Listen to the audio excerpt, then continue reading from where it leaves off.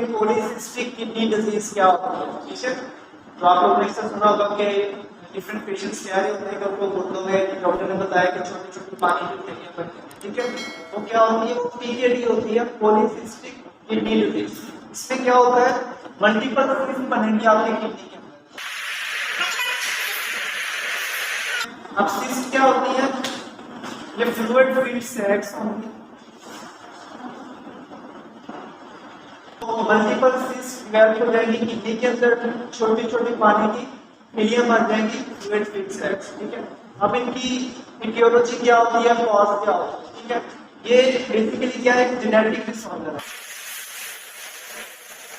क्यों होता है जेनेटिक डिसऑर्डर, इसमें आपकी फॉल्टी जीन होती है।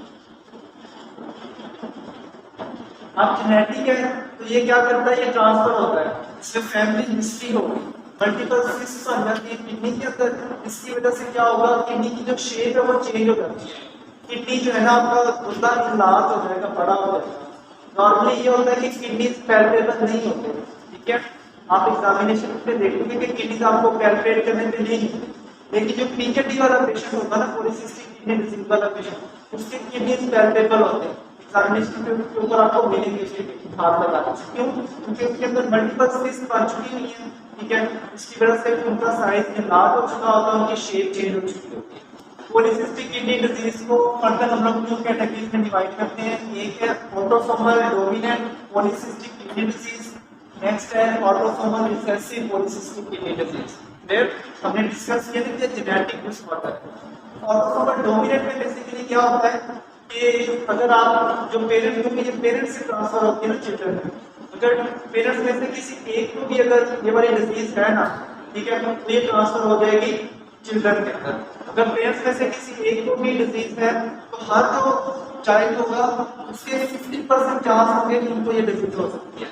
और ये disease mostly late in life develop होती है, अर्ली नहीं होती, आफ्टर 30s एंड 40s जाके, ठीक है, 30 या 40 साल के उम्र में जाके मिला तो, लेकिन ये अर्ली भी हो सकती है।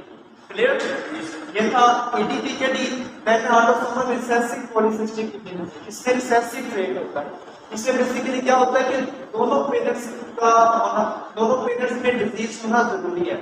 अगर दोनों पेरेंट्स में डिजीज होगी देन चांस होता है कि वो चिल्ड्रन में डेवलप हो सकती है। अगर दोनों पेरेंट्स में डिजीज है देन 25% चांस होता है कि हर बच्चे को ये डिजीज हो सकती है। क्लियर, ऑटोसोमल रिसेसिव का क्या समझ आया कि ये डिजीज नेक्स्ट ट्रांसफर होने के लिए जरूरी है कि दोनों पेरेंट्स को ये डिजीज हो।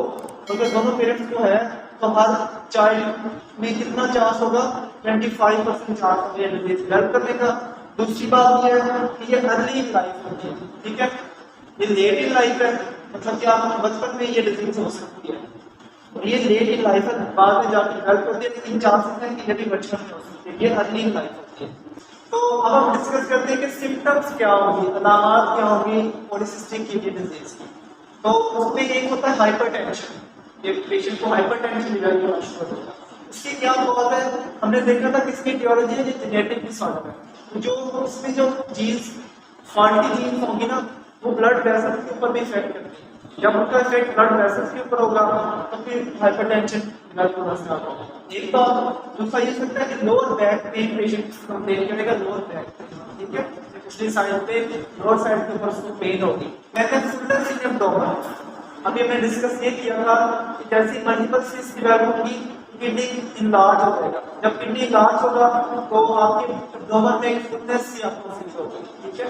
देन आपके पास है हीमाचूरिया। हीमाचूरिया क्या होता है कि ब्लड इन यूरिन, यूरिन में आपके ब्लड आना स्टार्ट हो जाएगा।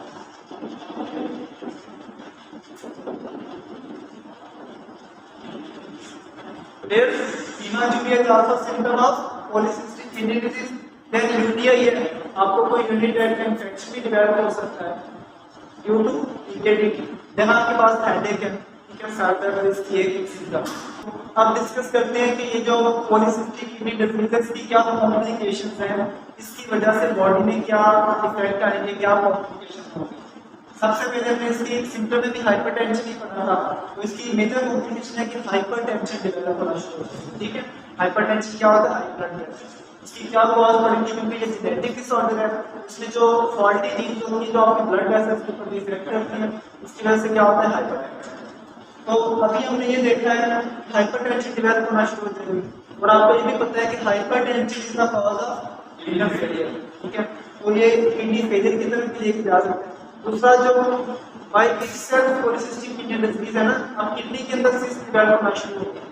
इसकी वजह से क्या होगा कि जो किडनी ने जिस वेस्ट को रिमूव करना है ना, वो वेस्ट वहां पे रिटेन होना शुरू होगा किडनी के अंदर। ठीक है, इसकी वजह से क्या होगा? किडनी फेलियर का रिस्क बढ़ जाता है। इनकी पीकेडी जो या जो पीकेडी है पॉलीसिस्टिक किडनी डिजीज है, ये इन द एंड क्या करा देती है? Renal failure. क्लियर? नेक्स्ट हमारे पास है ये जो सिस्ट है ना, क्योंकि जीन्स फॉल्टी होगी, तो ये सिस्ट ना सिर्फ किडनी में बल्कि लेट इन द लाइफ ये जो सिस्ट है मल्टीपल सिस्ट की आपके लिवर में भी बनना शुरू होता है लिवर में। ठीक है, नेक्स्ट हमारे पास है कि वो पेशेंट्स जिनमें पीकेडी होती है पॉलीसिस्टिक किडनी डिजीज होती है, उनके ब्रेन में एन्यूरिज्म का जो चांसेस होता है ना, एन्यूरिज्म डेवलपमेंट के चांसेस है वो बढ़ जाते हैं। ठीक है, वो उसकी कॉज भी म्यूटेंट जीन्स ही है, और ये जो एन्यूरिज्म है अगर ये बर्स्ट हो गए, ठीक है, उसको आप हेमरेज हो गए, उसकी वजह से इन पेशेंट्स में हेडेक होता है। ठीक है, इन एन्यूरिज्म की डेवलपमेंट की वजह से हेडेक होगा पीकेडी वाले पेशेंट। क्लियर? नेक्स्ट हमारे पास है कि जो प्रेग्नेंट फीमेल्स होती है ना, ठीक है, जाहिर है अगर उनको पीकेडी हो गया हुआ इसकी वजह से क्या होगा? ब्लड प्रेशर हाई होता है। ठीक है, प्रेग्नेंट फीमेल्स में प्री एक्लेम्पशिया का जो रिस्क है ना वो ज्यादा होता है। तो अब हम देखते हैं कि इस पीकेडी से प्रिवेंशन कैसे कर सकते हैं, कैसे बच सकते हैं। तो उसमें क्या मतलब कि पीकेडी की जो कॉम्प्लिकेशन होगी ना, वो कॉम्प्लिकेशन क्या है? Renal failure. तो हमने उस कॉम्प्लिकेशन से बचना है, उसमें क्या प्रिवेंशन कर सकते हो? अगर ब्लड प्रेशर है, ब्लड प्रेशर कंट्रोल में रहना चाहिए। क्लियर? कैसे कंट्रोल होगा? एंटी हाइपरटेंसिव्स का यूज करके। ठीक है, दूसरा ये है कि आप साल्ट इंटेक को जो है ना मिनिमाइज करो। ठीक है, साल्ट इंटेक मिनिमाइज होगा, उससे कंट्रोल में रहेगा, उसकी वजह से कॉम्प्लिकेशन से प्रिवेंशन होती है। नेक्स्ट ये कि आपने अपना जो लाइफस्टाइल है ना, हेल्थी लाइफस्टाइल मेंटेन करना। इसमें क्या हो सकता है कि आप रेगुलर एक्सरसाइज करो।